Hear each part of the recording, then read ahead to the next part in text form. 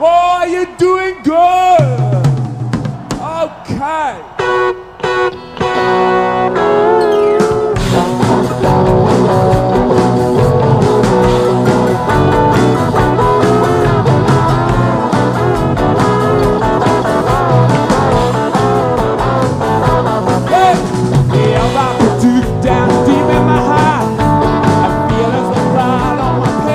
Buenas noches, compañeros. Vamos a empezar esta charla tratando de aprovechar el clima mundialista y sobre todo tratando de rechazar la sobreabundancia de interpretaciones no futbolísticas de un mundial de fútbol. Decidimos hacer hoy.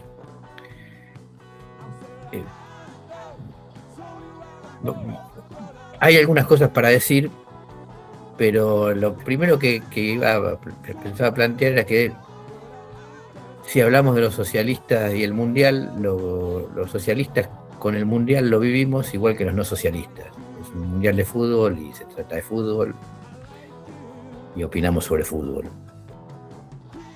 Así que con lo que vamos a debatir, lamentablemente, porque me encantaría que ese fuera el tema de la charla y que todo fuera a girar alrededor de Olise como el mundial, es sobre lo que se dice del mundial en términos de interpretaciones políticas y sociológicas y históricas, donde sí tenemos una diferencia de interpretación importante. La magia de los mundiales posiblemente consista en que uno puede ser peor que el otro. Quiero decir, venimos de la Rusia homofóbica de Putin en el 2018, pasamos al Qatar autocrático, teocrático y homofóbico del 2022 y ahora desembocamos en esto, en el trampismo, en la violencia contra migrantes, en las prohibiciones contra jugadores extranjeros, especialmente los jugadores de Irán, que tienen que dormir en territorio mexicano mientras juegan en Estados Unidos. Pero bueno, a ver, ¿qué es esto al lado de... La FIFA hizo un mundial en 1978 en la Argentina, hermanados Videla y Havelange. No en balde, era el primer mundial que Joao Havelange, nuevo presidente de la FIFA, para la redundancia, presidía y organizaba. No se iba a perder esa oportunidad, a pesar de que sabía tan bien lo que estaba pasando en Argentina que inclusive negoció con Videla la liberación de un diplomático, un funcionario brasileño, a cambio de seguir con los buenos negocios. Digo, la FIFA es un emporio de corrupción, de negocios turbios, esto es largamente sabido, lo sabe el público en general, lo saben los especialistas.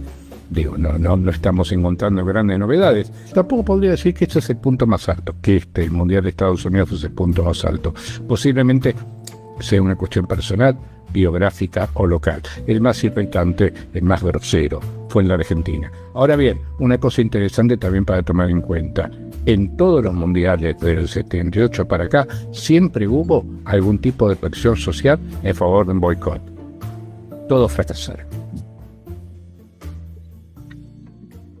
Podríamos titular este video "Tengo que decir algo, pero no tengo nada para decir". Pero vamos a ser más generosos. No hablo de fútbol. Es un rasgo que justamente intentamos definirlo al comienzo, ¿no? Un mundial de fútbol, para nosotros es un mundial de fútbol como una cata de vinos es una cata de vinos. Y un viaje de vacaciones es un viaje de vacaciones. Cosas que la gente disfruta, a algunos les gustan, a otros no, y de lo cual podremos hablar mucho. Y por otro lado está los negocios que sostienen estas satisfacciones humanas.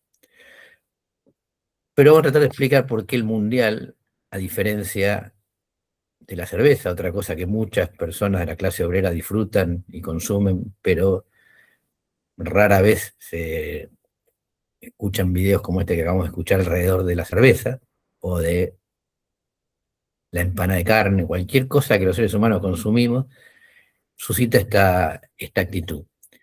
Del video además quiero enseñar una última cuestión, que es que en cierto modo reconoce un fracaso, el de los boicots,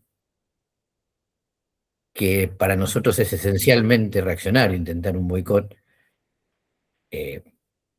pero que además parece que hay gente insistiendo en tomar ese camino que no conduce a nada, porque justamente si algo tiene de interesante un mundial es la cantidad de gente que sí le gusta. Vayamos a eso. Nosotros somos socialistas, pero no hace falta hacerlo para aceptar que somos seres gregarios. Los seres humanos somos sociales. Y poseemos un lenguaje que nos permite pensarnos a nosotros mismos, pero sobre todo pensarnos no como una identidad, sino como seres que realizamos actividades comunes. Este carácter social sostenido en el lenguaje simbólico, o sea, el lenguaje que nos permite pensarnos a nosotros mismos, característica derivada de la evolución, pero propia de nuestra especie,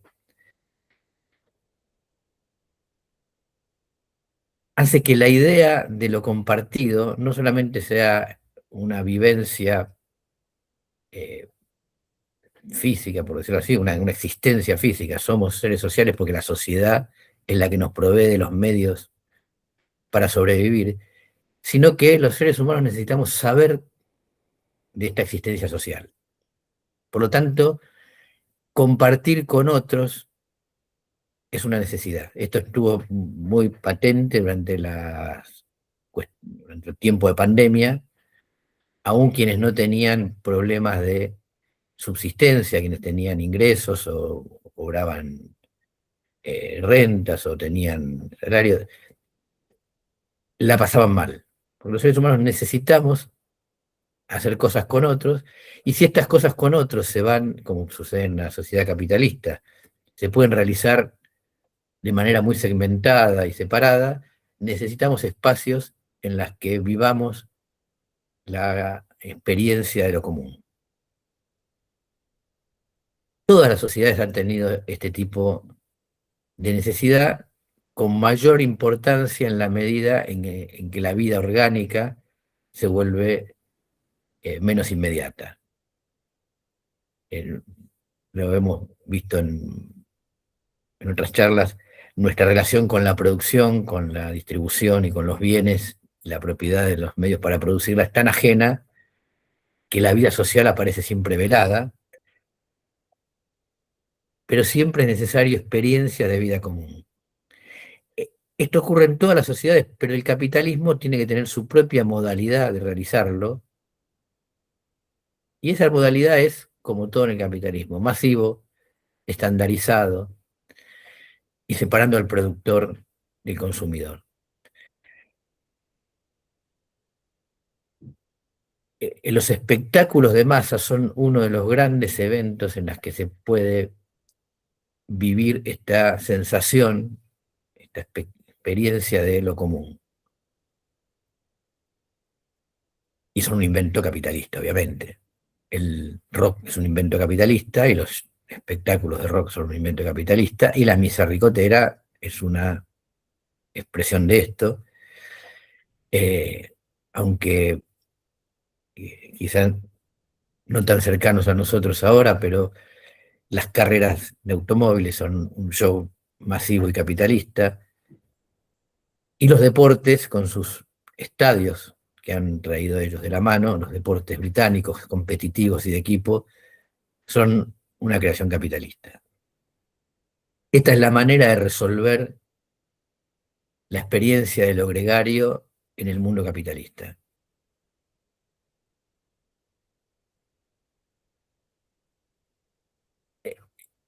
El mundial es, en cierto modo, la experiencia más masiva y por lo tanto más impresionante de lo común, lo masivo, y que se va transformando en más masivo en cada mundial sucesivo, producto de ese otro mecanismo central del capitalismo que es la competencia, la concentración. Eh, el primer mundial en el año 30, en términos generales, pasó casi desapercibido. No porque el fútbol no fuera bastante popular, sino porque como evento se realizó, por eso se pudo realizar, además, en el culo del mundo, acá en el Cono Sur, en Uruguay. No había televisión, muchos equipos declinaron venir porque el pasaje era muy complicado, semanas de viaje en barco. En términos de hoy fue un evento marginal.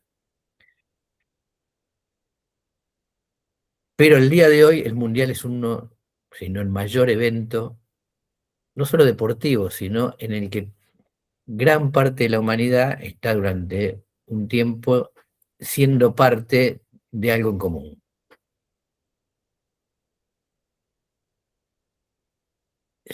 Quiero que quede claro esto.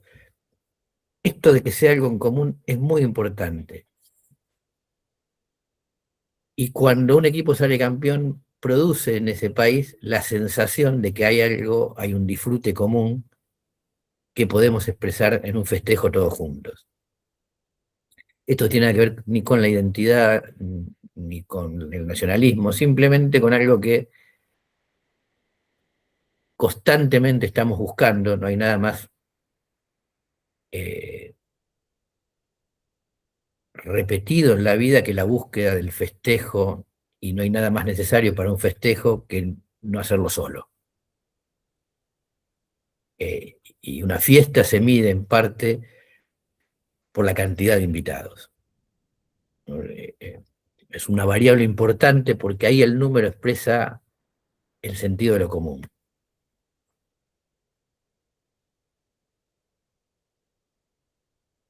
A medida que se ha ido desarrollando el fútbol, además, no solamente ha generado mundiales, sino una diferenciación interna muy importante. Los clubes se transformaron en clubes de fútbol profesional, acumularon dinero, las distintas actividades al interior del deporte se fueron especializando, los mejores jugadores se transformaron en estrellas, a medida que las tecnologías permitían viajar o transmitir partidos, las audiencias pasaron de ser audiencias presenciales a audiencias televisivas. La cantidad de espectadores para un partido de estrellas hoy es de decenas de miles, por lo tanto el costo unitario ha bajado mucho, aunque el valor que le pagan a las estrellas los transforman inmediatamente en burgueses y es muy alto.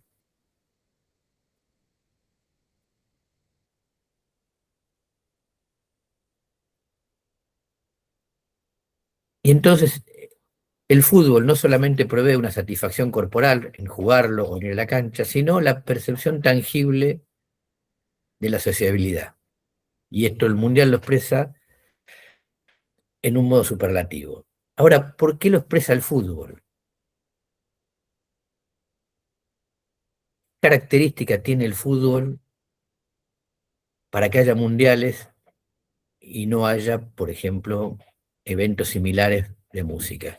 Hay algo que todos los espectáculos artísticos no tienen y que los deportes proveen, y por eso existen estas grandes convocatorias, que es, si bien el fútbol tiene un lado, podríamos decir, estético, bello, jugar bien, tener una serie de habilidades que son difíciles de alcanzar y muy precisas y complicadas con el cuerpo, tiene una cara épica. Juegan dos equipos.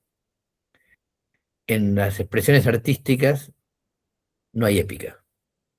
La epopeya es un género literario, pero no hay épica. Un grupo de rock no compite con otro.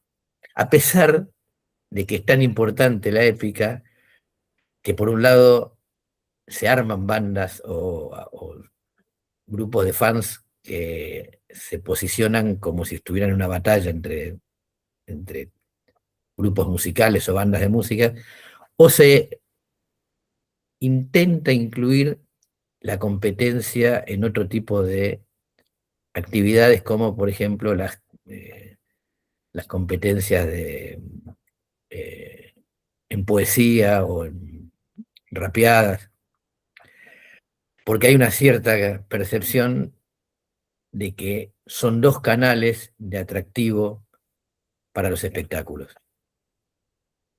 El fútbol posee las dos. Sin embargo, además de esto, compite. Es importante que posea las dos porque esto da a toda una actividad que tiene épica y a la vez tiene estética, dos canales de interpretación que hacen infinita la posibilidad de hablar de ellos. O sea, cuando uno va a ver un espectáculo artístico, hay una clara línea de valoración. Podríamos llamarlo, sé que en la estética está muy discutido, pero vamos a llamarlo la belleza, la concreción estética. Cuando uno va a ver una competencia individual unilineal, como es, por ejemplo, una carrera de 100 metros, si bien hay una cierta técnica, hay mucha técnica en juego, es difícil ver ahí un gran desarrollo estético. Nadie puede negar que el que llega primero es el mejor, porque todo está en pos de una sola línea de medición, de valoración. Sin embargo, con el fútbol uno tiene valoraciones contrapuestas que hacen esto una forma de sociabilidad y desgarramiento permanente muy atractiva. Para decirlo en términos más futbolísticos, si a uno le gusta el buen fútbol, el fútbol desplegando todas sus capacidades, el equipo de Francia hoy es el equipo a seguir. Pero si uno es argentino, quiere que gane Argentina. El mejor jugador es Olise, pero otros pueden opinar que no. Pero queremos que sea Messi. Yo pero puedo tener esta contradicción en mí mismo y en este pensamiento, la discusión, la conversación, el interés es infinito. ¿Y por qué el fútbol y no otras actividades? Porque tiene ciertas características que contribuyen a lo épico y a lo estético. Se juega con la parte más alejada de la cabeza, la menos dúctil, y hay que usarla para llevar el balón y también para trasladarse.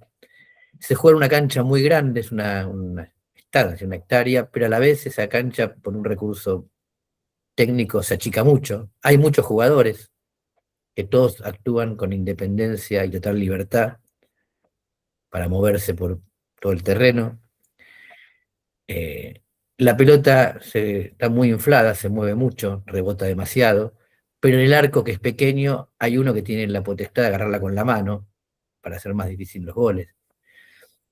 Lo que hace que los partidos de fútbol, algo que suelen decir que no le gusta a los Yankees, los partidos de fútbol tengan pocos goles. Y al tener pocos goles, es posible la chance de lo inusual se da mucho más que en un deporte en el que, por simple calidad estadística, es muy difícil que se dé un resultado adverso al que es mejor.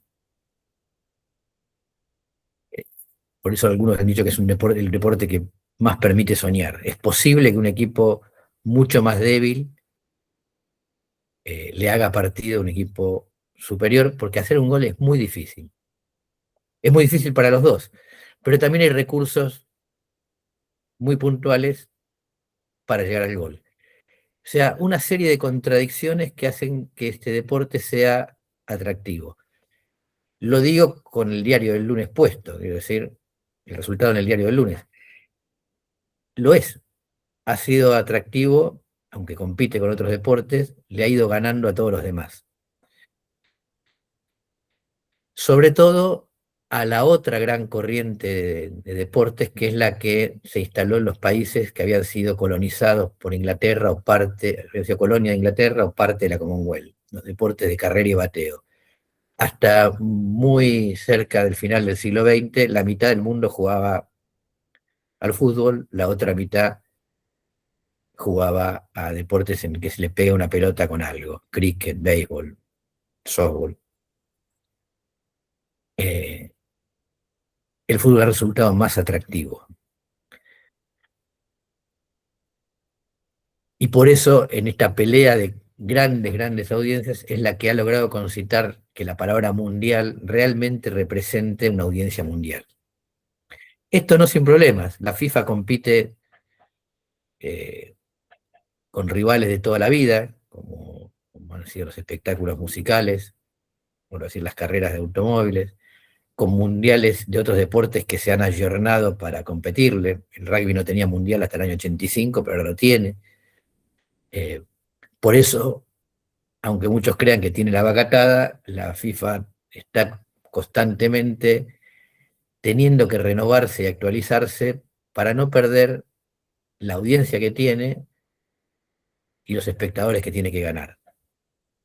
Es muy difícil entender lo que hace la FIFA si uno no entiende que compite con otros. Por ejemplo, el VAR es una respuesta al ojo de halcón del tenis, al TMO del rugby, o sea, todos los deportes de alta competencia televisados han incorporado alguna manera de acotar la discrecionalidad del árbitro o los errores arbitrales. Porque además no solamente compite por la audiencia, sino por los espacios. Un estadio al estilo década del 30, ¿no? 4 manzanas con una mole de cemento para 80.000 personas para ser usada cada 15 días, 16 o 19 veces por año, es imposible. Hoy un estadio es un, eh, un espacio administrado por una empresa especializada que, entre otras cosas, permite jugar al fútbol, pero que para solventarse necesita que haya otro tipo de eventos.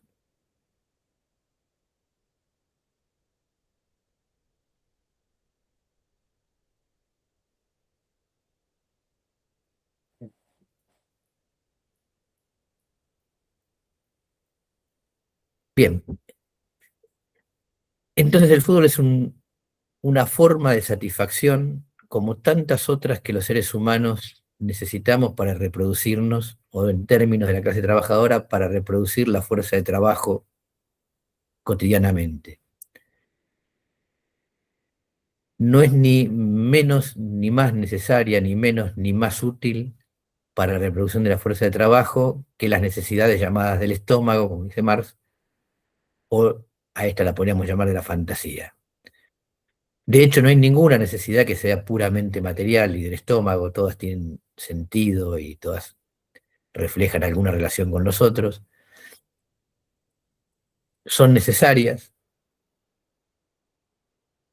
y su consumo no implica ni mayor ni menor consentimiento con la sociedad en la que vivimos, en el sentido que no significa que seamos más proclives a sostener el capitalismo ni menos proclives a sostener el capitalismo.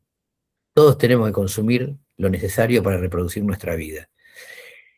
Y el entretenimiento, el disfrute del sentido, no es menos material que un sándwich.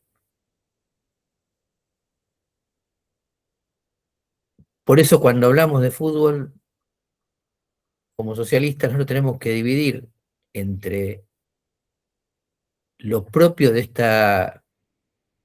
este insumo en la reproducción vital, y allí cada uno tiene sus gustos y sus particularidades, y, y no tenemos nada que decir porque no hay razones para cuestionar que las personas querramos reproducir nuestra vida. Y lo propio del negocio, que no se distingue en ninguna manera fundamental, en ninguna manera profunda, de las otras formas de hacer negocios. Casi todas las características que se le quieren adjudicar al fútbol, que están más acá o más allá de ser un negocio más, expresan más bien o desesperación o aprovechamiento que un análisis real de cómo funciona el negocio.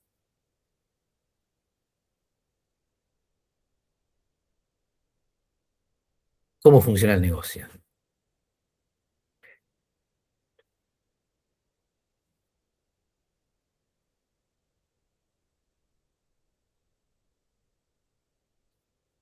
varias cosas que han saltado durante el Mundial.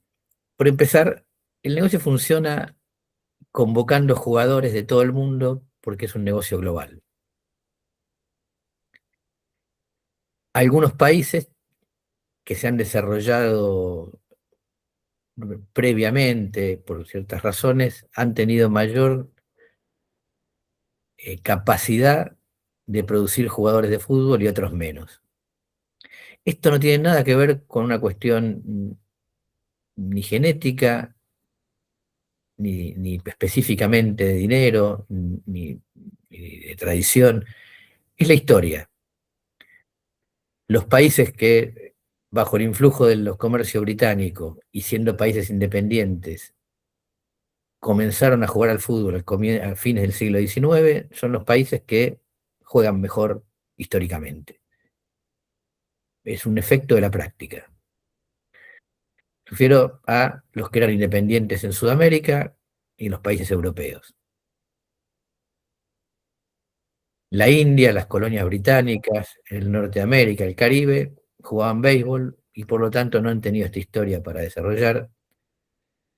A Sudamérica además le permitió pegar un salto en sus destrezas el hecho de que no, mientras los europeos que también jugaban al fútbol se mataban en la guerra, acá sucedía la neutralidad y por lo tanto se seguía jugando.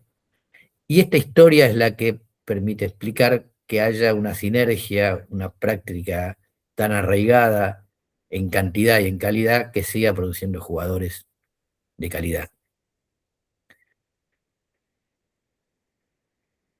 Como esto ha sido un negocio del comienzo, los jugadores se transformaron en empleados de los clubes y por lo tanto su patrimonio. ¿Desde cuándo es negocio? En Inglaterra el fútbol es profesional desde fines del siglo XIX, pero en Argentina hay un ejemplo que para mí es muy importante, que es, en la década del 10, el fútbol era amateur y el club Vélez Sarsfield decidió poner arpilleras en el perímetro de su campo de juego para que nadie pudiera ver el partido sin pagar. O sea que por lo menos hace 110 años que es un negocio, una actividad que se brinda a un público que paga por él y permite acumular. El Club Vélez Sarsfield es una asociación civil, todavía lo sigue siendo, y por lo tanto el club está impedido de lucrar. Es decir, el club no puede retirar dinero de sí mismo, ¿no? Todo lo que gana tiene que ser reinvertido en actividades del club. Puede pagar gerentes, puede pagar millones a sus jugadores, no puede acumular por fuera de la razón social del club. Pero esto no impide que sea parte del engranaje capitalista, como son muchas entidades que no tienen, como muchas ONG, como muchas entidades que no tienen la capacidad de lucrar en sí mismas, pero aceitan la acumulación general. Por lo tanto, no hay ningún aspecto del fútbol profesional que no sea lucrativo, aunque algunas entidades sean desde el plano jurídico no lucrativas.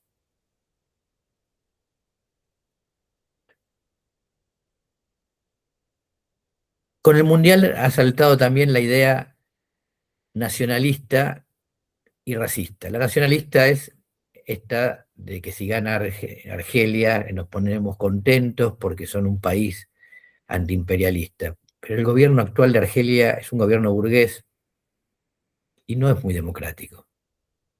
O sea, la expresión del nacionalismo a través del Mundial es tratar de adjudicarle a los países una característica nacional que anula y sobrepasa el país tal como es realmente. ¿Esto es positivo o negativo? Así como en Estados Unidos no hay clase obrera y son todos malos, los argelinos son todos discípulos de Fanon, aunque tengan un gobierno autoritario.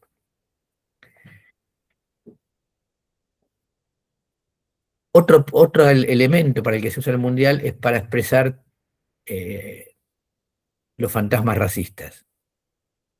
Este quizá el rasgo más notorio en este mundial.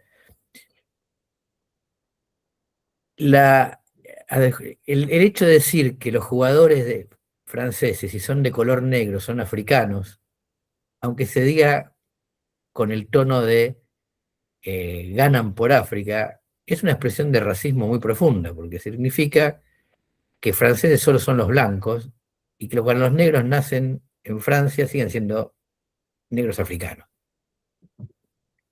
Esto para nosotros está en las antípodas de nuestro pensamiento como socialistas. Para nosotros las personas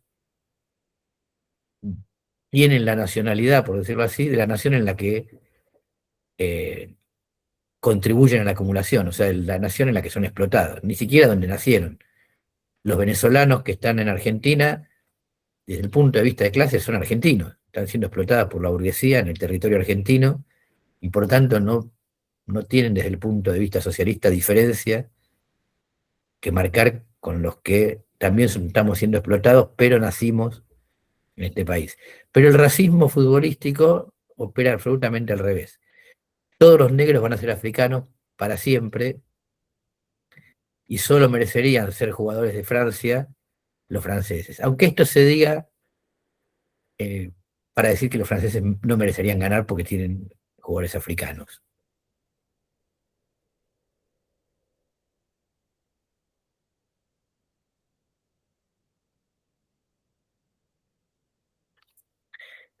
La negación de la épica con el nacionalismo tonto. Como dije, lo interesante del fútbol es la capacidad de generar, por emparejar a los rivales, resultados donde el débil le gana al fuerte. Esto siempre para los neutrales eh, es un sentimiento agradable, porque es un sentimiento de justicia. Una desigualdad se ve compensada en el campo de juego por el resultado.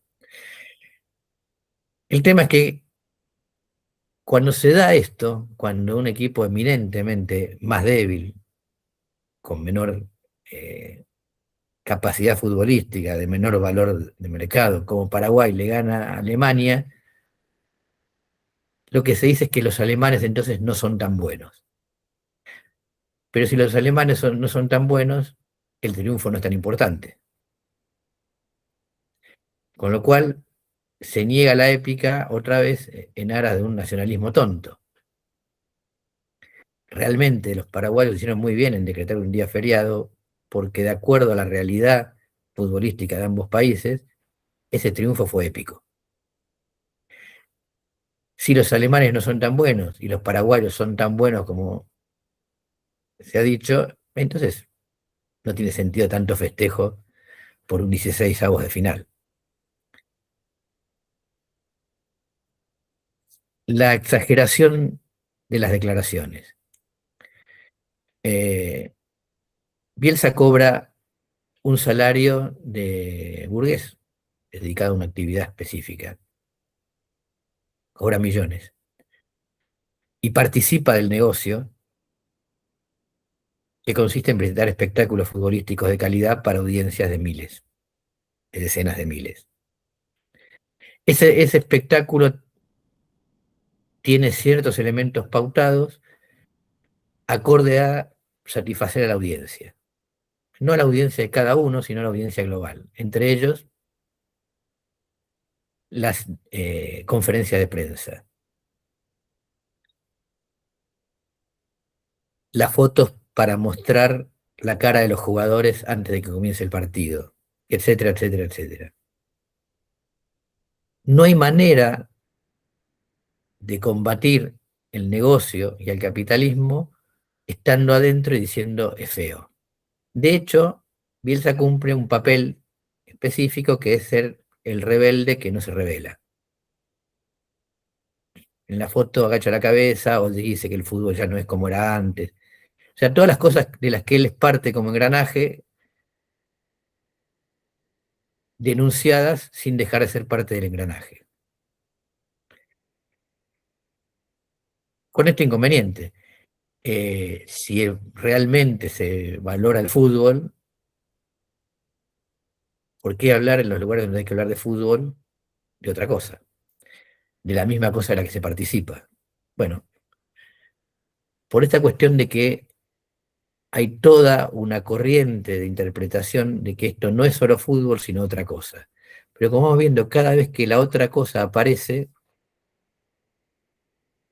es una trampa.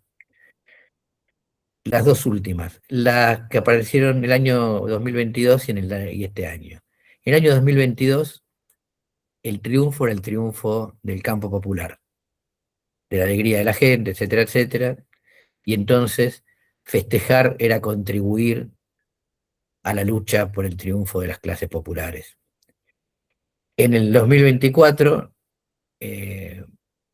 con otro gobierno y porque Messi le dio la mano a Trump, este es el opio de los pueblos. Nos distraen para aplicarnos medidas, etcétera, etcétera. No hay ninguna manera de mostrar que un triunfo o una derrota futbolística o deportiva incida en los resultados políticos de la lucha de clases electorales. No hay nunca una correlación factible de hacer. De hecho, el peor resultado futbolístico que tuvo Argentina en los últimos 50 años, eliminado en primera ronda en 2002, el gobierno que estaba en ese momento era el frágil gobierno peronista de Dualde y el peronismo siguió en el gobierno 14 años. O sea, ¿no? Y contrariamente, el mayor éxito deportivo que tuvo Argentina en los últimos 50 años, el Mundial de 2022, el presidente que estaba en ese momento en el gobierno también era peronista y no pudo ni siquiera presentarse el año siguiente a la reelección. O sea, ahí hay una asociación que no se puede justificar ni sostener en nada. Así que las últimas dos cosas. Una es cuando se dice que los mundiales, el Mundial de Qatar se realizó en un país donde se explotaba a los trabajadores o se cuestionan aspectos parciales del capitalismo, esa crítica no atraviesa la legalidad burguesa. Lo que se dice es que habría que luchar porque todos los países lleguen a tener el estándar legal, el estándar jurídico de las naciones desarrolladas de Occidente. O sea, no está mal organizar un mundial en Brasil, pero sí en Qatar, porque no es una crítica hacia el sistema, sino una crítica hacia las partes más atrasadas legalmente o jurídicamente del propio capitalismo, a la vez que son las partes que pueden ser, como en el caso de Argelia, defendidas como ejemplos de antiimperialismo. Entonces, ¿qué es un mundial desde el punto de vista de un negocio? Ya que no es todas estas cosas. Un mundial desde el punto de vista del negocio, no contribuye a la hegemonía política, aunque los mundiales, el deporte es plenamente hegemónico, ¿no? Es la actividad que nos convence a todos de disfrutarla. Un mundial es el lugar donde la burguesía muestra músculo para otras burguesías. Cuando uno ve quiénes organizaron los mundiales en los últimos 70 años, o menos 50 años, se da cuenta que no tiene nada que ver con países con expectativas deportivas. Los países no organizan mundiales para ganarlos y exhibir ese triunfo como un logro y solidificar su hegemonía mediante esto. Un mundial se organiza porque es un gran evento universal, no solo de gran envergadura en cuanto a visibilidad, sino un gran evento organizativo que requiere de una gran capacidad. Y el país que organiza un mundial muestra que está capacitado para recibir inversiones, garantizarlas y hacerlas rentables. De hecho, la FIFA garantiza esto, llena de exigencias de los países que organizan los mundiales, exigencias económicas, con lo cual ese país, si logra organizarlo, demuestra que está entre los grandes países que atraen inversiones. Lo mismo pasa con las carreras de Fórmula 1, con los Juegos Olímpicos, pero el mundial es el top de esto. Lo organiza todo un país, no una ciudad. dura una cantidad de tiempo con un montón de sedes, tiene que tener infraestructura hotelera, infraestructura energética, infraestructura de comunicaciones, de viajes. El país que organiza un mundial lo que está diciendo es, acá pueden venir inversiones. También hinchas y esas cosas que son, desde el punto de vista del organizador, secundarias. De hecho, los hinchas han cambiado. En una época los hinchas eran gente de a pie, hoy los hinchas son una parte gente bastante adinerada y otra parte entrada de cortesía de las empresas. Pero el mundial no se organiza para los espectadores ni para el deporte, sino para mostrarle a otros burgueses la capacidad de una burguesía. Por eso lo organizaron en el momento de auge de las... si uno se fija, el momento de auge de la venta de materias primas, organizó Mundial Brasil y Sudáfrica. Países que en ese momento, no sé si recuerdan, estaban intentando colar en el grupo de los grandes países en los que se podía hacer negocios. Sudáfrica tuvo suerte, lo organizó en el 2010. Brasil ya no, llegó cuando había llegado a ser la quinta economía mundial y estaba bajando, y ya tuvo muchos quilombos porque estaba organizando el mundial tratando de mostrarse como una burguesía ambiciosa, pero tenía grandes problemas con la economía y con el nivel de vida de las masas. Tuvo muchas movilizaciones que han sido acalladas porque eran contra el PT, no se habla mucho de eso, pero tenía el mismo sentido. Y después lo han organizado países nada futboleros como Qatar o Japón y Corea, varias veces Estados Unidos, etc. Perdón que...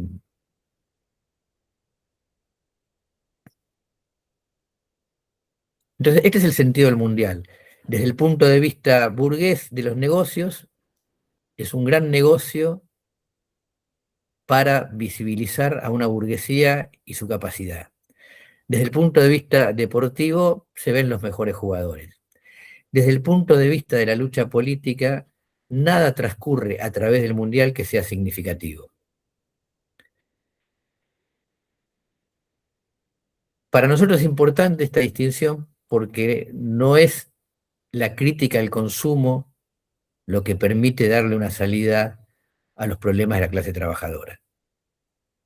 Si yo critico el mundial, tanto como si lo enaltezco, estoy diciendo que los problemas sociales se resuelven en el terreno del consumo. En este caso, del consumo de entretenimiento, del consumo del show, del consumo del deporte.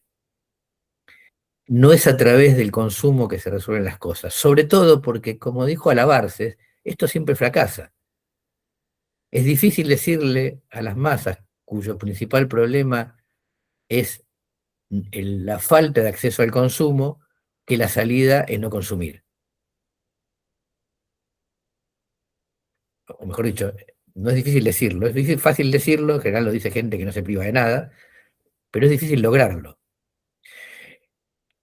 Los problemas que el deporte profesional trae, justamente acá, que son defendidos esos problemas, porque con el argumento del rechazo al Assad se defiende al Chiquitapia, a los matones que nos pegan en las marchas o en las huelgas, al uso de las entidades sin fines de lucro para el lavado de dinero, para hacer negocios de los que nadie se tiene que hacer responsable.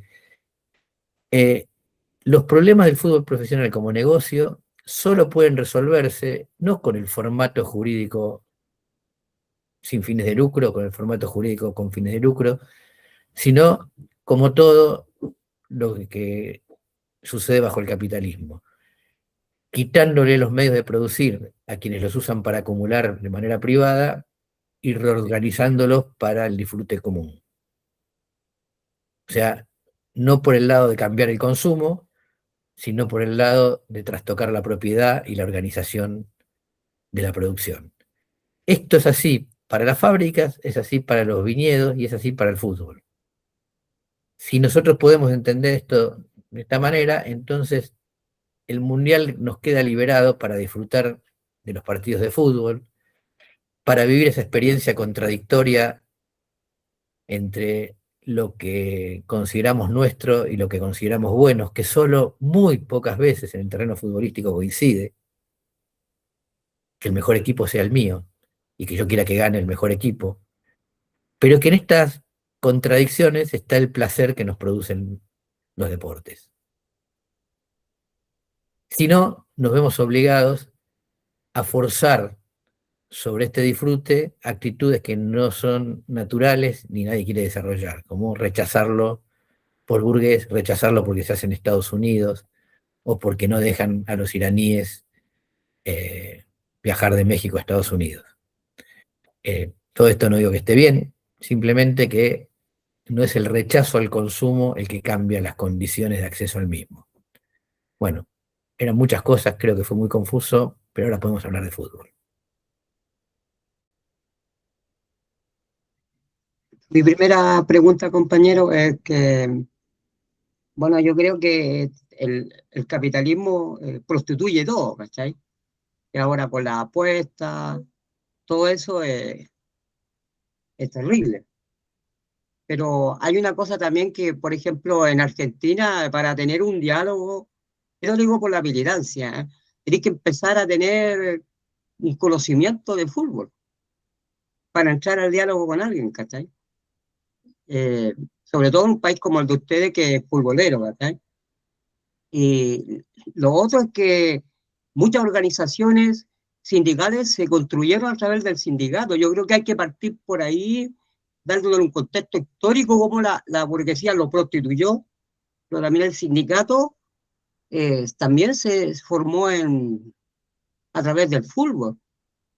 Por ejemplo, acá en Chile, eh, la masacre de Santa María de Iquique se desarrolló a través del fútbol, la organización de los trabajadores en el norte de Chile. Eh, bueno, esa es mi pequeña pregunta o aporte. Dos cosas, Ingrid. En primer lugar, sí, para hablar de fútbol hay que saber de fútbol. Esto yo creo que está bien, porque para hablar de algo hay que saber de algo. Y si no, ¿para qué hablar de algo si uno no quiere saber? El fútbol es una cosa compleja, interesante, llena de variantes, tiene historia, tiene formas de ver. eh, no tiene ninguna relación lo que sucede dentro del fútbol con la ideología. Eh, Hoy escuché un tipo que decía que los holandeses habían creado el fútbol total porque reflejaba la situación de un país aplastado entre Francia y Alemania y que se veía obligado a poner diques. Una cosa, o sea, muy poético, ¿no? Estas cosas de yo puedo juntar una cosa, pero no tiene ningún sentido. Eh, Inclusive esto de se juega como se vive. ¿Hay país más elegante que Italia? O sea, los autos italianos son bonitos. Todo el arte italiano es bonito, la ropa italiana es bonita. Juegan horrible. Se inventaron el catenaccio. Lo menos bonito o lo menos estético, o lo menos dedicado al diseño y lo más resultadista. El catenaccio es un Ford, no es una Ferrari. Es un auto, ¿no? Es un sistema que anda, no se rompe y llega. Bien, no viven así. Pero además porque como los países cambian, y a veces no cambia el fútbol, o cambia el fútbol y a veces no cambian los países, estas relaciones tan automáticas son un poco holgazanas, ¿no? Para hablar de fútbol hay que ver fútbol y saber algo de fútbol y poder tener... Porque el fútbol no es lo social. Pero sobre la palabra, la cuestión de la prostitución, el fútbol, si está prostituido, nació prostituido, porque es un invento burgués. Y rápidamente el deporte es un invento burgués. Y, y ha hegemonizado el mundo del entretenimiento, que no es natural que veamos deportes. Es una manera burguesa de resolver ciertas cosas que todos aceptamos porque funciona y que rechazaremos cuando deje de funcionar. Pero como invento, es burgués. Así. Gente que se dedica a practicar deportes, de los cuales los mejores, como en muchas actividades producidas por el capitalismo. Los mejores van a ser pagados para que dediquen todo su tiempo a eso, y si son muy diestros tendrán un público que pagará por verlos. Y si esto se desarrolla mucho, se incorporará una mediación que es, ya que mucha gente paga por verlos, podemos hacer publicidad para que otros negocios florezcan. Es el mismo sentido que nosotros hemos atribuido a las redes sociales. Perdón, acá hay ahora leo una pregunta. Entonces, lo único que ha cambiado en el fútbol, ya vuelvo a decir, entre el fútbol de principios de siglo, que se hacía, el fútbol profesional ya existía y se jugaba por plata y se acumulaba dinero, y el fútbol actual es la escala y la envergadura. O sea, la escala y la envergadura que tienen que ver con la propia acumulación de capital. Porque es así, la tecnología permite hacer cosas que antes no se hacían. La Copa Libertadores, la copa que juegan los equipos de toda Sudamérica, no nació en 1960 porque a nadie se le ocurrió hacerla antes. Nació en 1960 porque después de la Guerra Mundial se desarrolló la aviación comercial y la televisión. Y entonces había posibilidades de hacer un torneo continental. El torneo argentino, que está centrado en la ciudad de Buenos Aires y alrededores, no es porque somos caprichosamente unitarios, es porque para jugar todos los fines de semana un partido de fútbol, gente que es amateur, no tiene posibilidad de viajar en un país que tiene una envergadura de 3.000 kilómetros. Así que jugaban ligas regionales y las ligas tenían el tamaño de la población.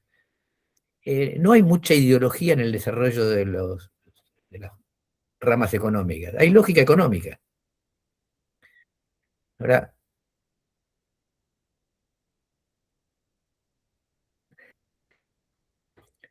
dice Joaquín, si la interpretación de Ángel Capa nos robaron el fútbol, es totalmente errónea. Sí, primero que ¿quiénes son los dueños del fútbol?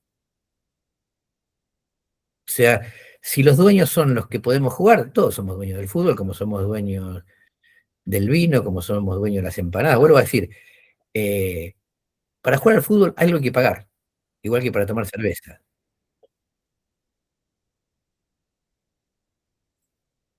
Ah, es una afirmación, dice Joaquín, que está equivocada. Eh, Algo que pagar. Si es el negocio del fútbol, siempre fue ajeno. Eh, en todo caso, lo que Capa está diciendo, lo que Capa refleja en su libro, es esta idea de que hasta cierta envergadura el capitalismo es bueno. O sea, que hay un nivel, un tamaño de capitalismo que es malo, pero hasta cierta envergadura el capitalismo es bueno. Con ¿esto qué significa? Que las cosas no son producto de una dinámica, sino de la maldad. O sea, el capitalismo funcionaba bien cuando era chiquito. Los clubes andaban bien cuando eran más chicos.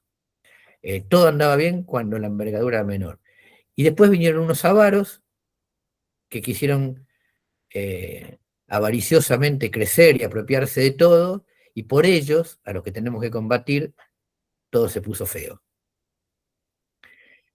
Pero en realidad es exactamente al revés. Los mismos que eran chicos se transforman en grandes. Y es la propia dinámica del crecimiento, la competencia y la acumulación la que hace inevitable que las cosas funcionen de esta manera. En el capitalismo no puede ser de otra manera. Eh,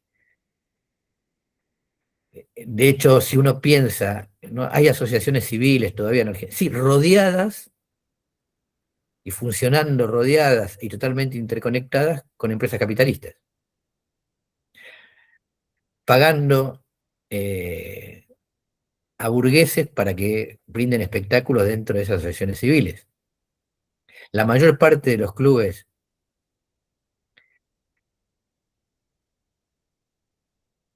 de fútbol profesional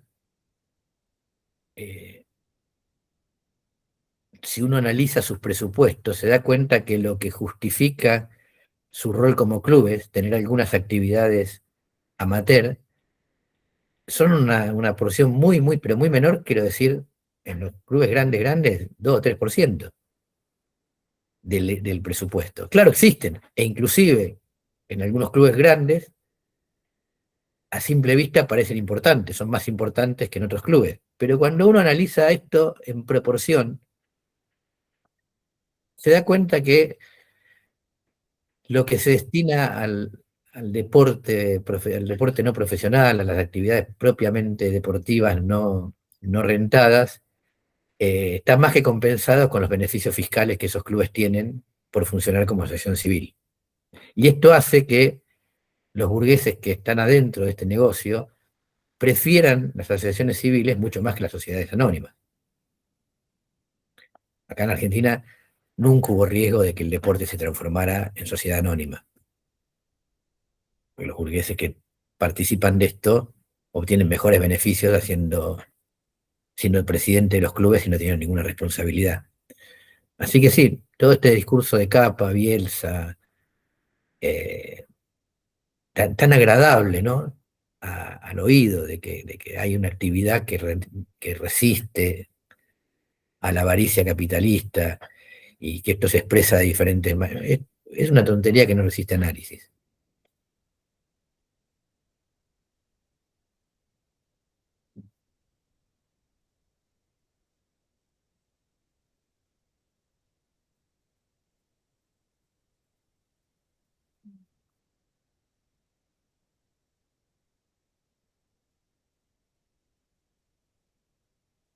Ni una pregunta tienen, ni una opinión dispar. Nadie cree que Olise no es la mejor figura del mundial, por lo menos. Pará, tengo una. Ah, Pero por ahí hablaste de esto y justo no escuché. Hablaste del VAR, sí, pero no sé si hablaste de la pausa de hidratación. no, Bueno, ahí te lo dejo. Porque no sé, hace poquito, no sé si hoy o ayer hicimos circular algo al respecto, pero se habló bastante, incluso en la revista macrista Seúl, no sé si Sacchieri o quién, ¿no? Diciendo que era un espanto, y lo premonitor que había sido Maradona en el 94, diciendo que los Yankees querían dividir los dos tiempos en cuatro para meter publicidad y que es un atentado a no sé qué. sí. Bueno, es interesante esto. Eh, Obviamente, bueno, en la revista Seúl decían, ¿no?, que era una burocratización de los cuerpos. O sea, la estupidez humana no tiene límite. Toda regla deportiva obviamente afecta a los cuerpos, porque los deportes se juegan con el cuerpo. ¿Y sobre qué estoy legislando cuando yo digo que hay que usar camiseta? ¿No? Seguramente algún futbolista anarquista dirá, yo quiero usarla de otro color porque tengo derecho a... Pero bueno, es así. Hay que usar algo que te identifique. Eh, y en el desarrollo del deporte incide obviamente el desarrollo del negocio del deporte. Y cada uno tiene derecho a pensar sobre la pausa de hidratación eh, lo que quiera. Puede no gustarle. A mí particularmente, como lo hacen acá en la Conmebol, me encanta. Paran 3 minutos y le ponen un micrófono al técnico para escuchar, lo obligan a que se escuche lo que dice el técnico de los jugadores, es una maravilla. Eh, lo de Maradona es raro porque como él debutó en el fútbol en el 76, él presenció, siendo estrella renombrada, la inclusión de la publicidad en el pecho de la camiseta. Parece que esa publicidad, que empezó en el año 70 y pico, 74 con Jägermeister en Alemania, pero acá en Argentina llegó en el año 84. O sea, parece que eso de manchar las sagradas camisetas de fútbol infame rótulo comercial, no era una cosa sobre los cuerpos. O sea, eh, lo importante para mí es que cada uno tiene derecho a que le guste o no una medida, algunas son buenas, la de que el arquero no la agarre con la mano me parece un cambio reglamentario maravilloso. Cualquiera que tenga mi edad recuerda que los partidos con el arquero que la agarraba con la mano, se la daba al 4, el 4 se la daba al arquero, esto ponía largos minutos de aburrimiento. Bueno, ha mejorado mucho el juego, otras puede que no. Pero cuando dije lo del VAR me quería referir a esto. Esto es una dinámica de los negocios globales, no es que el fútbol hace lo que quiere. ¿No? Podrían no haber puesto publicidad en las camisetas. Bueno, peor para él. Los otros lo ponían. Y en cuanto otro deporte hubiera ganado la envergadura que ganaban con esos sponsors, el fútbol iba a quedar sometido, porque esto es plata, es un negocio. Ahora, hacer de esto una forma de lucha contrahegemónica es realmente tonto. Porque yo puedo elegir que el cooling break es también bueno o malo, depende, por eso puse el ejemplo este del Mundial del 22 y del 26. De acuerdo a cómo se me cante, un Mundial es una gesta nacional y una expresión de fervor popular, o un negocio manchado de sangre al que hay que boicotear. Por lo menos hay que ponerse de acuerdo con uno mismo, ¿no? Yo tengo un criterio. Para mí los mundiales también, algunos son maravillosos y otros son de mierda. Depende de dónde llegue Argentina. El del 2002 fue una mierda y el del 22 fue maravilloso. Es un criterio. eh, pero no por la burocratización de los cuerpos que suena esto que es cuando la lucha de clases no da ninguna, con la política en general, no da ningún gesto favorable, inventémonos un relato estúpido. Luchemos a través de la lucha contra el cooling. ¿Qué Bueno, quiso decir el periodista de Según con burocratización de los cuerpos? No lo entiendo. que te mandan que en lugar de tomar agua cuando vos querés, hay una pausa para tomar agua. Y entonces te obligan, es mentira, te obligan a tomar agua, haciendo que tu cuerpo quede atrapado en una trama burocrática, quitándote la libertad de no tomar agua. O sea, bueno, cuando uno, esto digo, esta es la libertad de que estamos peleando, merecemos ser esclavos. Mariano, ¿Cómo andan, Mariano, compañeros? Buenas noches. Toqué el botón y me arrepentí automáticamente porque estaba cocinando. Así que trataré de ser breve porque si no me van a cagar a pedo. Bueno, hay mucho para abordar porque cuando, cuando hablabas pensaba bueno, obviamente en lo coyuntural, esto que vos traías recién de cuando Argentina salió campeón en 2022 fue un logro que enaltecía lo popular y bla, bla, bla. Hoy en día, cuando vas pululando en algunos medios, cuando vos vas rebotando cuál es el mensaje que se transmite en algunos medios, en algunos canales, qué sé yo, termina siendo esto en el que Messi es un burgués y bueno, se puede tomar eso. Puedes tomar también este juego que te hacen hoy en día en la actualidad, en el que siempre hay una contraposición. eh, en tanto Estados Unidos nunca estuvo interesado en el fútbol, esta adaptación que yo detecto que es real. eh, Al fin y al cabo, esto es algo que yo he percibido siempre con respecto a cómo Estados Unidos entiende el deporte, a diferencia de cómo se lo entiende acá, cuál es el vínculo que se genera acá con el deporte, con el club y con una expresión, con una forma de entender que hacemos las cosas de determinada manera porque somos así, y cómo lo entienden allá, donde todo es muchísimo, donde es más automático, se lo entiende más como un producto, el que va y consume deporte. Yo cuando me tocó vivir allá iba mucho a ver béisbol. Pero iba a ver béisbol esencialmente, no porque me interesara en sí el deporte, que con el tiempo me terminó, qué sé yo, sí gustando, pero lo terminé apreciando un poco más. Pero iba esencialmente, ¿por qué? Porque dentro de las ofertas que había deportivas en la ciudad de Nueva York, el béisbol era la más económica. Era la más sencilla de consumir y la más cercana a donde estaba yo. Para mí que era imposible pagar un ticket de NBA, al no tener otro tipo de oferta deportiva, iba a ver béisbol. Y ahí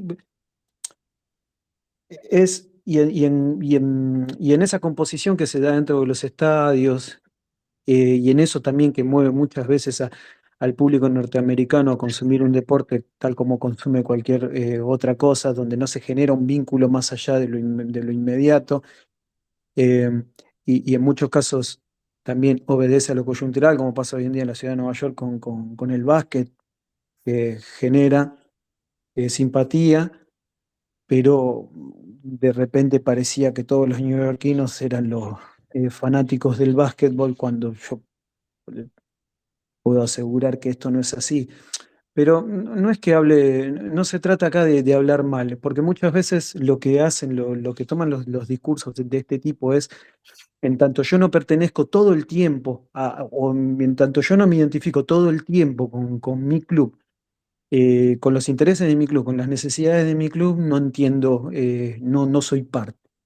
Y es una forma bastante complicada de entender el fútbol y muchas veces entender el fútbol, entender el deporte en general, si bien en algún punto creo que cuando era más joven por ahí la podía compartir, cuando era socio de Boca, que fui socio hasta el 2019, la podía compartir. Con el tiempo he ido tomando distancia un poco de estas concepciones de decir, bueno, puedo ver un partido de fútbol sin que exista ese vínculo, digamos, que opera día a día. eh, y he notado que en muchos casos es eso, es el rechazo a un público concreto que va a ver a la selección, o al público que va a ver los partidos de selección, o el público que consume esta etapa del fútbol, digamos, la etapa del mundial, que suelen ser público que no está vinculado, y cómo se genera una contraposición siempre con los que sí están. Entonces pasa a ser una disputa que se da en todo sentido y que en muchos casos se traslada a este tipo de lecturas, que obviamente siempre que esté involucrado Estados Unidos va a estar inmediatamente trasladado a esto de que tiene que existir un automático desprecio hacia esto, y un automático desprecio hacia el deporte en general, hacia la FIFA, hacia esto que vos remarcabas recién, de, de esto de transformar el fútbol para las necesidades de ellos, o de burocratizar, este tipo de términos que se utilizan, que al fin y al cabo son todas formas de alejar el análisis de lo que debería importar, que es básicamente el juego. A mí, creo que esto alguna vez lo hemos hablado en el grupo que tenemos con Nahuel. eh, a mí, más allá de lo que ocurre en la cancha, más allá de lo que se da en el ámbito deportivo, más allá del análisis del juego de uno o de otro, quizá porque en parte, porque bueno, porque yo me dedico al deporte y es en parte lo que a mí me mueve. Más allá de eso, si bien puedo considerar un montón de elementos que hacen a que el fútbol exista, porque lo cierto es que si no hubiera gente que lo consume, probablemente no existiría tal como lo conocemos. Más allá de eso, a mí lo que me lleva siempre es despojarlo de todo ese tipo de sentidos y limitarme eh, simplemente a eso, a consumirlo de esa manera, a entenderlo como lo que es un juego y no mucho más, un momento en el que uno se puede desconectar de algo y a veces, bueno, ni siquiera esa suerte, cuando estás nervioso porque un partido no sale como vos querés. Pero, pero no sé, nuevamente, a mí me parece que son formas demasiado enrevesadas de entenderlo, que obviamente por ser Estados Unidos requieren de esa lectura. Me pregunto qué tendrán que inventar en el próximo mundial que se va a organizar entre Argentina, Paraguay, Uruguay, España, Portugal y Marruecos. No sé qué es lo que van a hacer. Que se opondrán a ciertos países porque participan ciertos sectores, gobiernan ciertos sectores políticos y otros no sé qué es lo que se inventarán en ese collage de países que propone la FIFA como organizadores. Pero más allá de eso también, bueno, nuevamente, podría extenderme un poco, fue un poco caótico lo que dije, podría extenderme, la verdad que hay muchas cosas para tomar, pero me quedo con eso, con esto de que al fin y al cabo no es el fútbol y el mundial en concreto ahora responde a una coyuntura que no escapa al análisis que esta gente aplica para todo. Hoy será esto y mañana será otra cosa, eh, qué sé yo. Así que bueno, me quedo con eso. Por lo menos el mundial está siendo bueno. A mí me entretiene y no concuerdo con que Ulises sea el mejor jugador. Me gustaría ver alguna vez que lo marque. Eso nada más. Ingrid, cuando vos dijiste que la prostitución del fútbol, te estabas capaz refiriendo a la apuesta. Sí, están avanzando las empresas de apuesta con software, hardware internacional, y siempre como ser el Estado siempre quiere atrapar algo, o los gobiernos burgueses, y van a la saga. Por ejemplo, cuando aparecieron los bingos. Che, ¿cómo miramos cuánta guina ganan los tipos y cuánto nos corresponde? Bueno, tuvieron que instalar más tarde terminales de hardware para saber. Después inclusive hicieron trampa porque ese sábado y domingo apaguen LAN y dennos más plata. Bueno, en este caso, las empresas multinacionales, más o menos, para que te des una idea, en el juego, en todos los juegos de Argentina, está atrapando el 70% del juego. ¿Está bien? Por celulares. Emberrio, Vence, 66, no sé. Y en el fútbol también. ¿Quiénes van a los bingos acá, por ejemplo? Y van los viejos. Ya no vas a encontrar más la clase obrera que iba antiguamente, ahora juegan por celular. Tal vez te referías a eso, Ingrid. Perdón. No, yo quería hacer la pregunta, eh, ¿por qué un mundial no se hace en China, donde está la concentración de gran parte del capitalismo? Y la otra pregunta, ¿cuántos desaparecidos jugadores hay en Argentina? Yo sabía que había uno en River, pero no sé si hay más eh, gente, compañeros desaparecidos que eran futbolistas. Esa es mi pregunta, ¿no? De la segunda, no, sé que el hermano de Morresi y no sé el nombre de alguno más, paradójicamente, para el prejuicio que tenemos todos, el deporte que tuvo muchos desaparecidos fue el rugby. Me dejaste para adentro. Equipos en La Plata un equipo casi entero desapareció, pero de fútbol no, nombres no sé. Lo de China es interesante por lo siguiente. Quizás no lo pude expresar bien y esto me da la oportunidad. Los seres humanos seguimos siendo una variable fundamental en la vida social, aún en el capitalismo. Si pudiéramos ser moldeados a capricho, no habría problemas para el capital. Como dije, nuestro consumo, la reproducción de la fuerza de trabajo, no es maleable y eso produce las crisis. No se nos puede quitar lo que hacemos ni cambiar de arriba. La existencia de la publicidad y de las quiebras empresarias demuestra que no somos un objeto de la publicidad ni del discurso, porque simplemente bastaría con susurrarnos al oído y compraríamos o dejaríamos de comprar lo que nos dicen. Y este es el problema de China. Eh, para que un país adopte el fútbol se requieren décadas. China intentó hacerlo desde arriba y fue un fracaso. En la última eliminatoria para el Mundial sacó 9 puntos, uno menos que Palestina. O sea, no es una cuestión de que simplemente se imponga un consumo o una manera de vivir. Las cosas tienen una historia. Para nosotros el fútbol es lo que es porque hay una historia. El acierto de Estados Unidos en ese terreno es que después de intentar instalar, no Estados Unidos, ¿no? Es el fútbol el que quiere instalarse en Estados Unidos, al revés. Es la FIFA la que quiere entrar a Estados Unidos y no Estados Unidos necesite de la FIFA. Puede hacer los negocios sin que haya fútbol en Estados Unidos. Pero el negocio tuvo dos maneras de hacerlo. Primero, ¿se acuerdan? En la década de 1980 llevaron a figuras y a jugar al Cosmos de Nueva York. Chinaglia, Pelé, Beckenbauer. Y ahí no pasó nada. Y luego, a partir del 90, empezaron a fomentar el fútbol con una liga desde abajo, con escuelas de fútbol, ya que tiene grandes competidores en el terreno masculino, desarrolló mucho la liga femenina y ya los estadios, las franquicias, como le dicen ellos, de la liga de fútbol, tienen estadios propios, ya no juegan en estadios prestados. Eh, y la verdad, hay que decirlo, el equipo de Estados Unidos juega bien.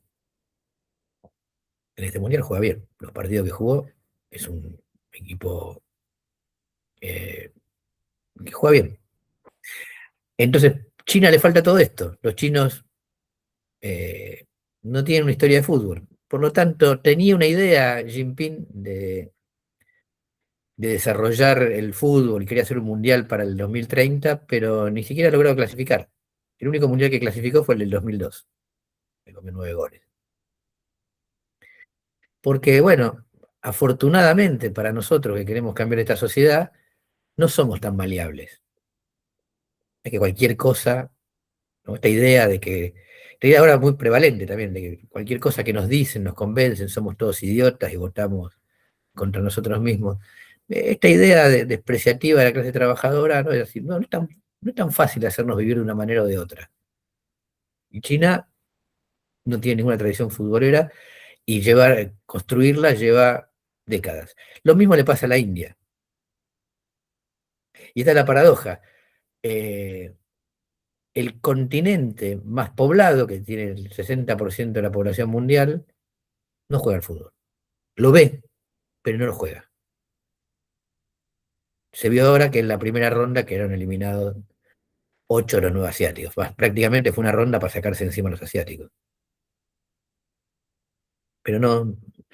Y los equipos que tienen alguna tradición son equipos más ligados al mundo mediterráneo, como Irán, de una liga de 1920, o Egipto de 1920 en África.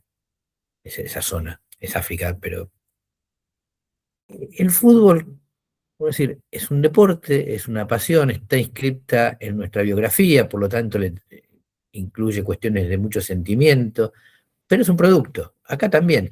Y Argentina en términos de producto tiene algunas joyitas, porque en Argentina es el único lugar, digo, los yanquis son consumidores, pero consumen algo.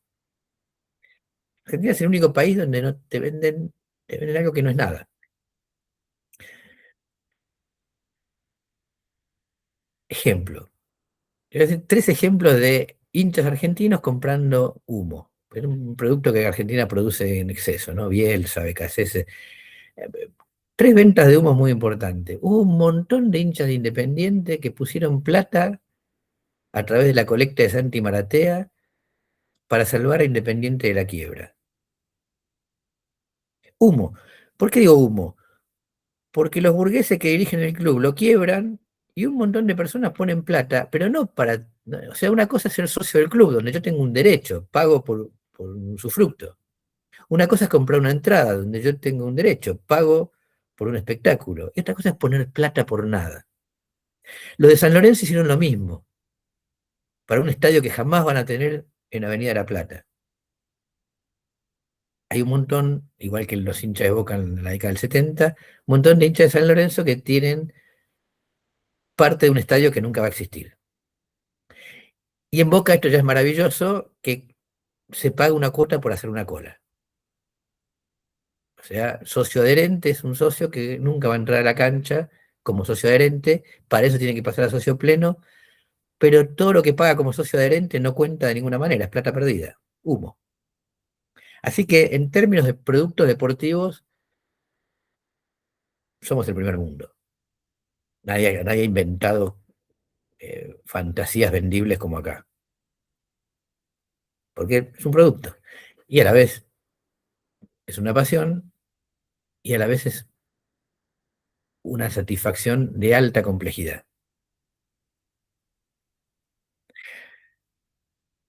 Por lo tanto, o tenemos que elegir el camino de la crítica política y se la realizamos a la rama productiva, a la rama económica, o elegimos el camino de conversar sobre el disfrute y entonces hablamos de lo que pasa, como dijo Mariano, adentro de la cancha.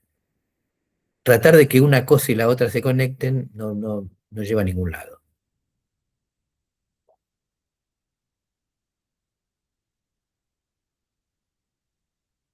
Porque Japón sí, porque Japón logró el desarrollo futbolístico, porque sí hizo las cosas con un plan igual al de Estados Unidos. Creó academias de base, equipos, le puso algunas limitaciones a los equipos, pero los dejó digamos, y además hace muchos más años. Piensen, China intentó esto en el 2010 y rápidamente se dio por vencida. Japón empezó a tratar de desarrollar el fútbol hace más de casi 40 años. ¿Dónde se juegan las copas intercontinentales de hace 40 años? Bueno, Japón le sacó a las monarquías del Golfo, que son ahora las que están eh, tratando de diversificar sus inversiones y por eso organizan todos los eventos que pueden para mostrar que son espacios de acumulación solventes. Hay carreras de Fórmula 1, mundiales. Le sacó a las monarquías del Golfo casi 3 décadas. 3 décadas. En ese sentido sí fue realmente de vanguardia, porque a fines del comienzo del 80 dijo, yo voy a llevar la Copa Intercontinental Sudamérica, Europa, a Japón. Una cosa, un sinsentido deportivo y geográfico. ¿Por qué la Copa Intercontinental? Porque ahora se juega el Mundial de Clubes, al menos participa un equipo asiático, pero yo pago lo que hay que pagar, dejen de jugar ida y vuelta como se jugó durante 40 años y vengan a jugar un partido único en Japón. Puso la tarasca y demostró un plan a largo plazo de insertar el fútbol en su población. Bueno, ahora los japoneses juegan. Hay japoneses jugando en Europa, etcétera. Justamente porque, aunque sean japoneses y obedientes, tampoco son de plastilina, maleables. Estuve leyendo para otra cosa, pero me parece que esto que tratamos acá se puede enhebrar con algo, con lo siguiente. En 1847 Marx y Engels escriben el Manifiesto Comunista, con muchas expectativas en la primavera de los pueblos, en las revoluciones, en el estado de cosas que iba a estallar en las revoluciones de 1848. Esa expectativa y esa efervescencia que se reflejaba en el tono, en los aspectos literarios, en todo lo que, la claridad, en el optimismo del manifiesto comunista, no son cumplidos por la realidad.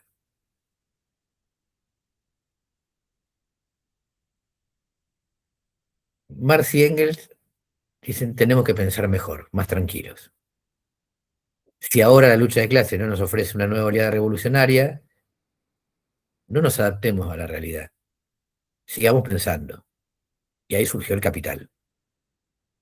Bien, en una escala históricamente de mayor envergadura y en una escala humanamente de menor envergadura, o sea, lo que voy a decir ahora en términos históricos abarca mucho más tiempo y nosotros somos infinitamente más pequeños intelectualmente, pero sucede lo mismo. Eh, la década del 70 y una pequeña reverberación en el comienzo de los 2000 ofrecían una expectativa sobre lo que podía ser el movimiento de masas. Esas expectativas se vieron defraudadas por la realidad. Bueno, hay que parar la pelota, ya que estamos en una charla de fútbol, y pensar. Pero la otra alternativa, distinta de parar la pelota y pensar,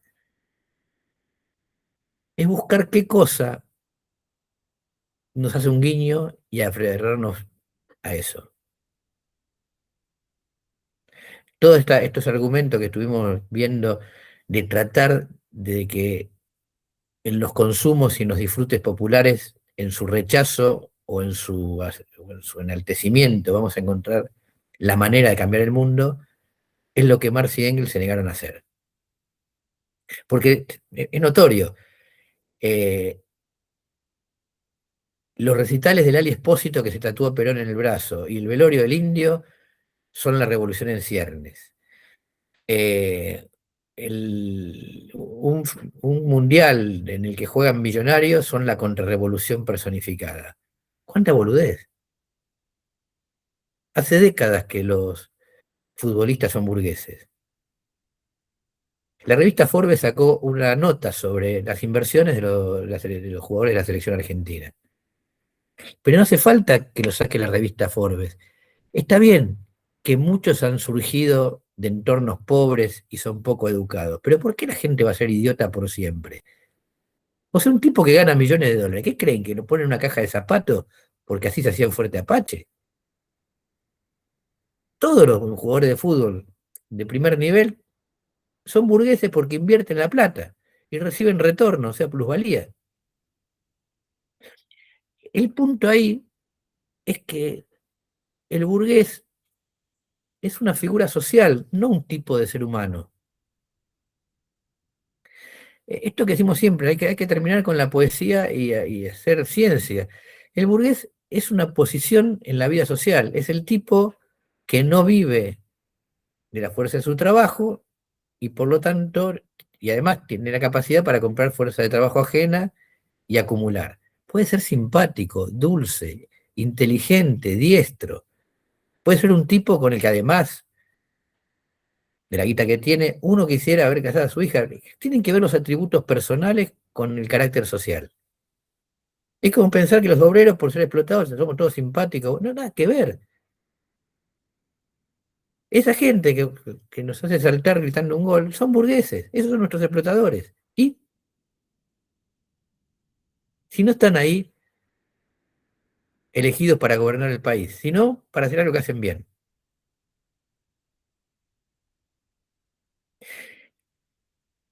Lo mismo podemos decir de los actores que a veces nos emocionan. Si vemos una película de Hollywood, de una producción eh, de un estudio, ese tipo es burgués. Hay muchas personas que han traspasado la frontera de clase.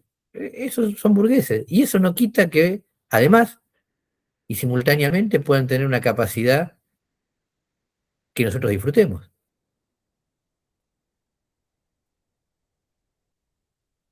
Si no, tendríamos que verificar el patrimonio económico de cada persona que a mí me da una satisfacción.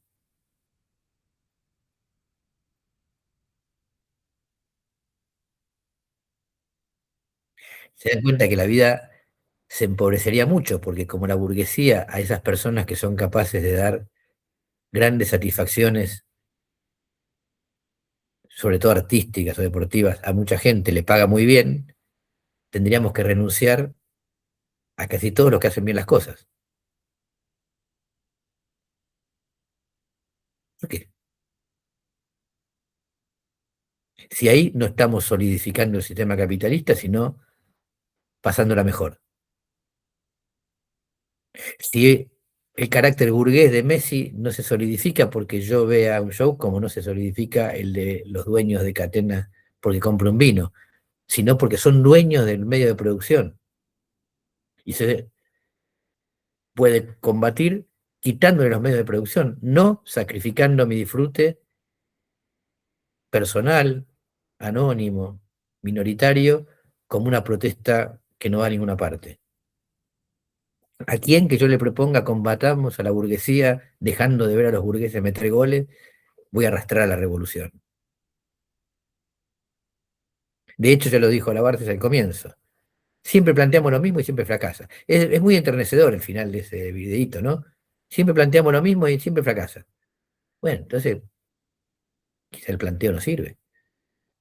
No, que está muy buena esa parte que dijiste de los de los burgueses, de los futbolistas. Sería muy bueno sacar un artículo en qué invierten realmente, lo dijiste de la revista, es bueno, muy bueno, muy bueno. Me gustaría que sacaran un artículo de eso, dónde invierten los futbolistas y por qué decimos que son burgueses en el fondo.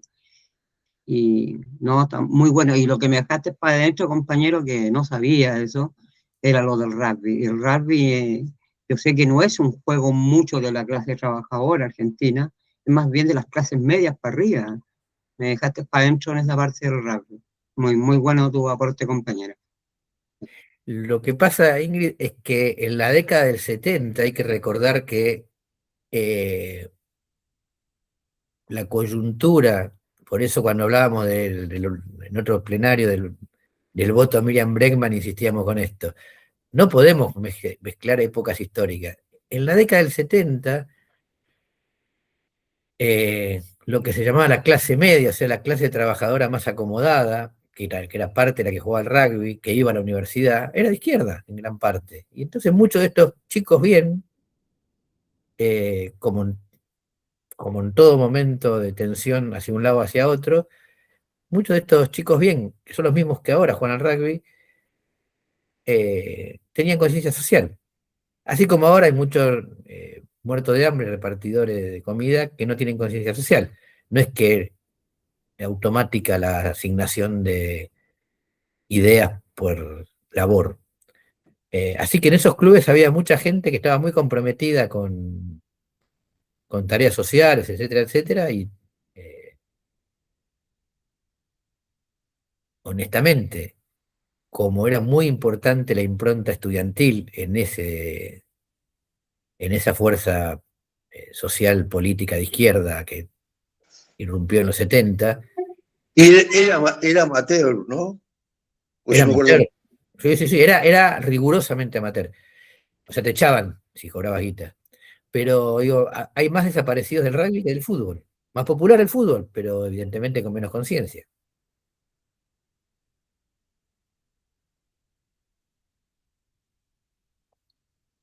Sí, ser amateur es el rasgo aristocrático. Solamente los que viven de otra cosa pueden dedicarse plenamente al deporte.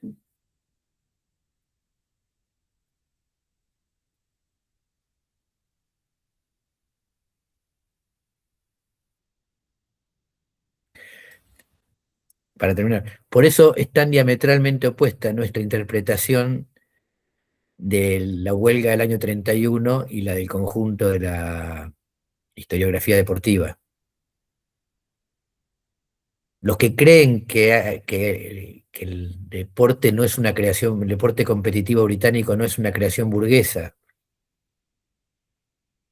y que es algo del pueblo, de un pueblo que era autónomo en 1880, 1850, que es algo del pueblo y que luego fue corrompido, eh,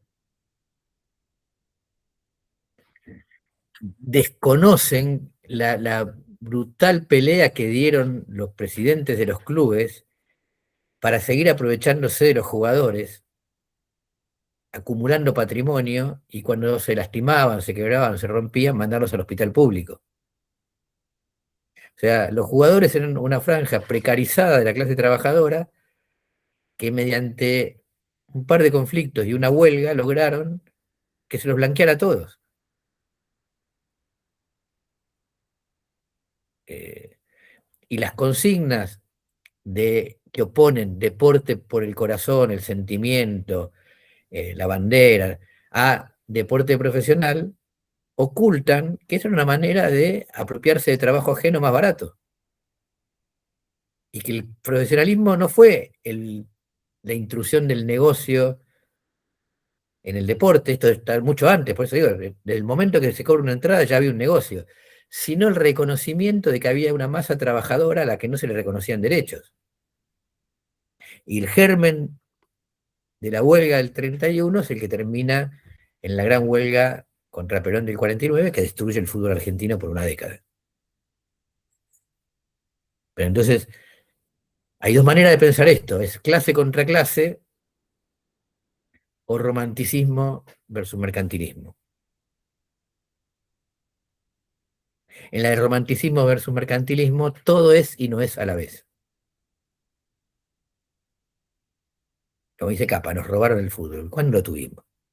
Y cuando teníamos, ¿por qué hicimos lo que hicimos? O sea, ¿cómo nos robaron? Eh, ¿Saben por qué se hicieron sociedades anónimas los clubes españoles? Nunca los obligaron. Todos los clubes españoles, dirigidos por dirigentes elegidos por sus socios, todos burgueses, todos estaban quebrados.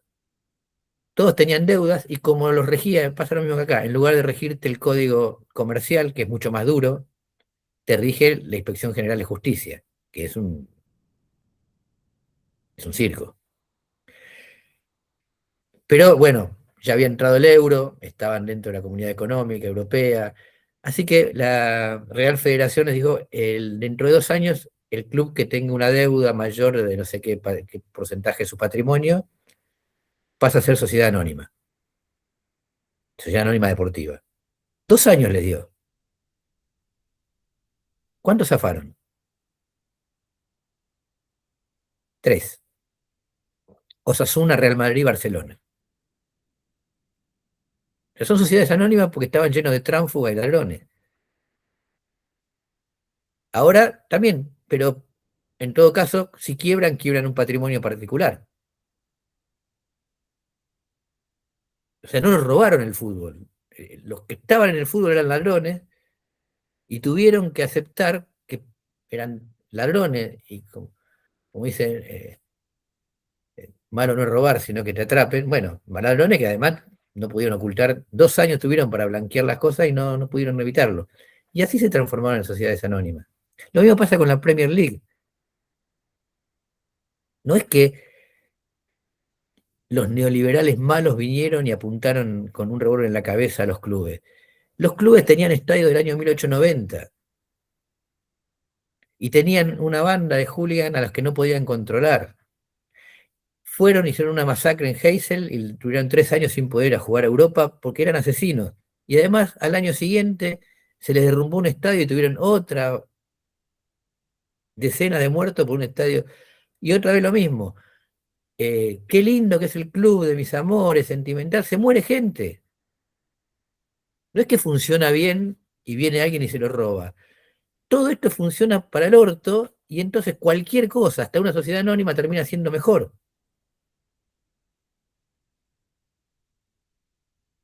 Romanticismo, ¿no? Qué lindo es lo de San Lorenzo. San Lorenzo quería irse del estadio de tablones podridos, peligroso que tenía en Avenida La Plata, porque era el único club grande que no tenía un estadio decente. Un estadio de tablones hecho en 1916, usándolo en 1970. Desde 1960 que había conseguido que el Estado le ceda los terrenos donde está ahora. 1964 le dieron los terrenos. O sea, hacía años que quería irse de ahí. Tenía los terrenos y tenía que hacer una serie de obras. ¿Qué hizo? Administró mal, de Falco, quebró, tuvo que vender el estadio porque eran chorros e ineficientes. Y se quedaron sin cancha. Por suerte, como ya tenían el terreno en el Bajo Flores, años después pudieron construir. ¿Qué hicieron? Inventemos que nos maltrataron porque la dictadura nos odiaba. ¿Por qué los va a odiar? Si tuvieron una asamblea de socios, los socios dijeron hay que vender el estadio porque si no desaparece el club. Y es obvio que ya tenían pensado irse porque tenían unos terrenos cedidos porque lo habían pedido para eso. No, el romanticismo nubla el entendimiento y hace apoyar cosas espantosas, pero los clubes no marchan hacia el desastre porque las sociedades anónimas al revés, marchan solo hacia esa forma de solución. Y vamos a llegar a eso porque no hay otra. Y ahora otra vez, juntaron un montón de guita, ¿y qué hicieron con la guita? Se la rifaron. Lamentablemente están esperando que gobierne un poco más Milei para echarle la culpa a Milei, seguramente, que algo hizo. Siempre los neoliberales, los libertarios, la dictadura es la culpable de todo. Pero acá es la ineficiencia de estos burgueses inútiles que administran los clubes en beneficio propio y los quiebran. Voy a ver cómo Estados Unidos le gana a Bosnia y Herzegovina. Va a ser un partido difícil porque juega contra dos selecciones. Chiste malo. Bueno, por Bosnia y Herzegovina. Pero lo quería decir yo antes que lo diga otro. Lástima que no entró Antigua y Barbuda. Iba a ser un campeonato de 4, un cuadrangular. Bueno, siendo las 20:58, podemos regalar estos 2 minutos. Perfecto. Bueno, viejo, Nos vemos la próxima. gracias a todos. Chao, compañeros. Ahora nos vemos. Todo compañero estuvo muy bueno. Who decided